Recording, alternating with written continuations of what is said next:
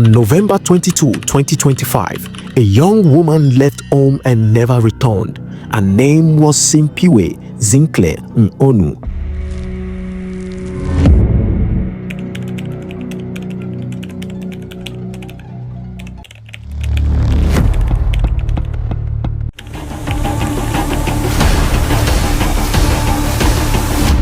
She was only 23 years old, a university student, a young mother, a daughter, a woman with dreams. For more than 1 month, her family searched for her, hoping she was still alive. But what police later discovered would shock South Africa. Simphiwe was not just killed, her body was hidden inside a suitcase, buried in a shallow grave by the one person who claimed to love her.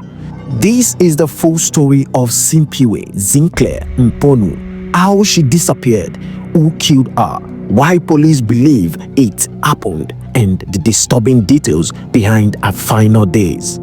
Zinkler was a student at the University of KwaZulu-Natal, also known as UKZN. She was studying education, training to become a teacher.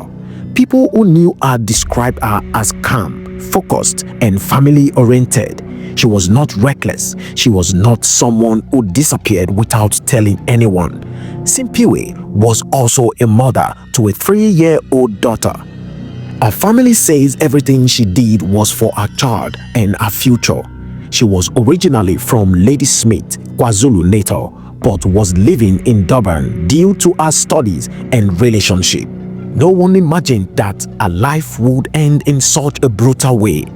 Simphiwe was last seen alive on November 22, 2025. That day, she was with her boyfriend, a 22-year-old man identified as Themba Zaba. According to police records, the two had an argument. What the argument was about has not been fully explained, but it was serious enough to raise concerns later. After that day, Simphiwe stopped answering calls. Her phone went silent. Messages were no longer delivered. For her family, this was very strange. Simphiwe always checked in. She always spoke to her loved ones. Days passed, then weeks. Still no sign of her. As panic grew, Simphiwe's sister contacted her boyfriend to ask questions. His response raised immediate suspicion. He claimed that after their argument, Simphiwe packed 3 pairs of pants into a suitcase and left. He told the family that he believed she went to her ex-boyfriend's house, but there was a problem. No one had seen her, no one had heard from her, and no ex-boyfriend confirmed seeing her. When the family decided to travel to Durban to confront him, something strange happened. The boyfriend had already left Durban and returned to Ladysmith. This sudden movement made the family even more suspicious. As police became involved, more disturbing details emerged. The boyfriend was found with Simphiwe's mobile phones. He also had a bank card. Yet, Simphiwe herself was nowhere to be found. Police also discovered that WhatsApp chats from November had been deleted from the phones. This suggested someone was trying to hide evidence. At the boyfriend's residence, investigators noticed disturbance in the yard, including damaged areas and tools. When questioned, he claimed the tools were used for burning rubbish. Police were not convinced. At this point, Simphiwe was still officially missing, but investigators feared the worst. As weeks passed, hope slowly turned into fear. Simphiwe's family refused to sit back. They hired a private investigator to assist in the search. Posters were shared, questions were asked, appeals were made to the public.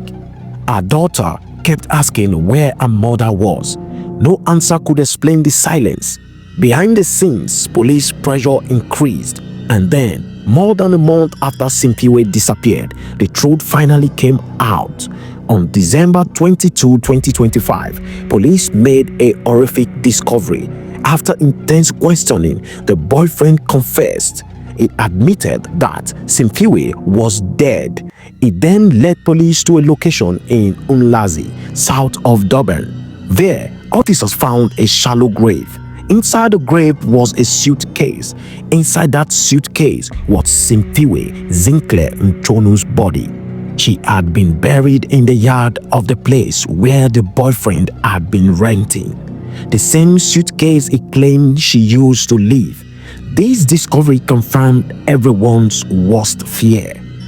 According to police, Simphiwe was killed after an argument with her boyfriend. The exact method of killing has not been publicly detailed yet, as forensic reports are still part of court proceedings. What is clear is this: she did not live on her own. She did not travel anywhere. She never had a chance to escape. After killing her, the suspect allegedly placed her body in a suitcase, buried it, and went on with his life. I know a lot of you would want to ask, how come he managed to put Simphiwe's body in that suitcase? But according to sources, he cut her body into pieces and gathered it in a suitcase and buried it. Her heads, legs, and arms were buried separately. This made the people think she was killed for ritual purposes. For over a month, he watched her family searched for her. The accused appeared before the Umlazi Magistrate Court. He faces serious charges, including murder. He is currently in custody and is expected to apply for bail. But Simphiwe's family strongly opposes bail. They say he showed no mercy, no remorse, and no respect for human life. DNA tests are ongoing and funeral arrangements are being planned. Simphiwe Zinkle Nchonu's death is not just another crime story. It is a painful reminder of the ongoing crisis of gender-based violence. A young woman trusted someone. She argued with someone she loved. She never walked away alive. Her daughter will grow up without a mother. A family will live with unanswered questions forever. As this case continues in court, many South Africans are asking one question: how many more women must die before this violence ends? This is the story of Simphiwe Zinkle Nchonu, and her voice must not be forgotten. When I heard the news about my sister, I was shocked. I was scared. Like, is this really happening to my sister? Because what I know is that she's in Durban fighting for a future, to have a better life. So I won't lie, I was angry. And even when if that boy of that guy, I see him, I will do something that I will regret after in future. So but now there's nothing you can do because it happened. So we will have to accept, and even though even though we are heartbroken, but we have to accept it. But let's hope we'll get justice for my sister. People will help us, community, government, whoever who are in charge of helping people. And we are happy that the guy is arrested.